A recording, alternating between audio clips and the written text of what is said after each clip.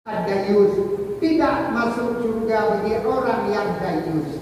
Ma huwa dayus ya Rasul? Siapakah dayus itu ya Rasul?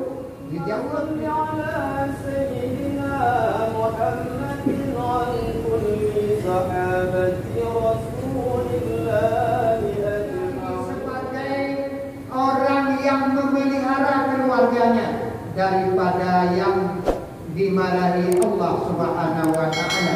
Kita garis bawahi memelihara keluarga kita daripada api neraka.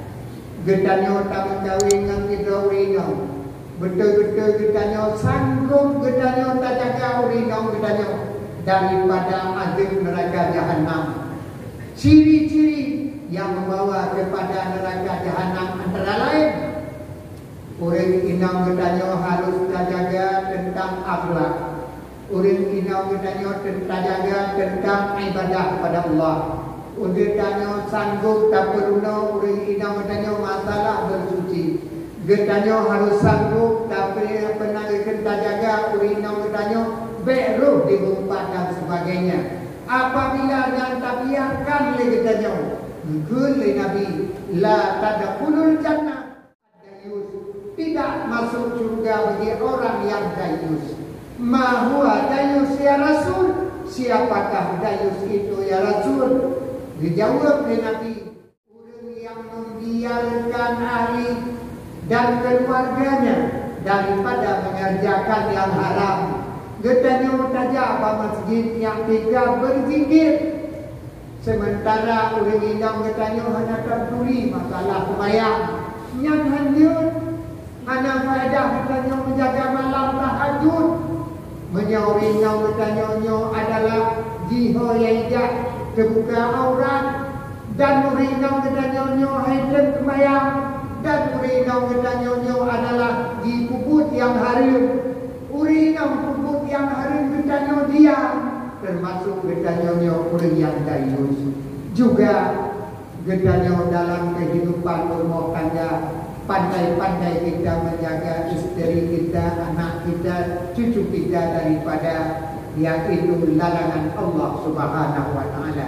Kalau tidak demikian, getanyo pasti akan diberi ancaman oleh Allah Subhanahu wa taala. Sidro orang inam maksud kepada Allah 60,000 umat Muhammad diberi bala oleh Allah.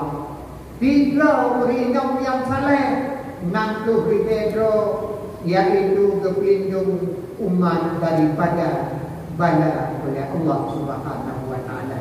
Yang kerja pegang orang inamnya benar-benar kita jaga rahmatan lil alamin. Benar-benar orang inamnya jaga rahmat bagi kita. Kita jaga membawa rahmat. Hanaga kita jaga mempandu bagi kita. Oh tak boleh kita tak kali-kali kita. Oh tapi kita umat Islam yang paling ramai di dunia tok getanyo Indonesia. Tapi pembantu umat Islamnya taat orang inamnya kepada Allah atau tidak? Tak banding-banding lagi getanyo tidak orang inam maksud 60,000 umat Islam diberi bala oleh Allah Taala. Dan kali-kali lagi tole maksud non ada maksud. Watai tahu terus balik tanya mesti dia cek. Tapi minlah bapa-bapa kampung.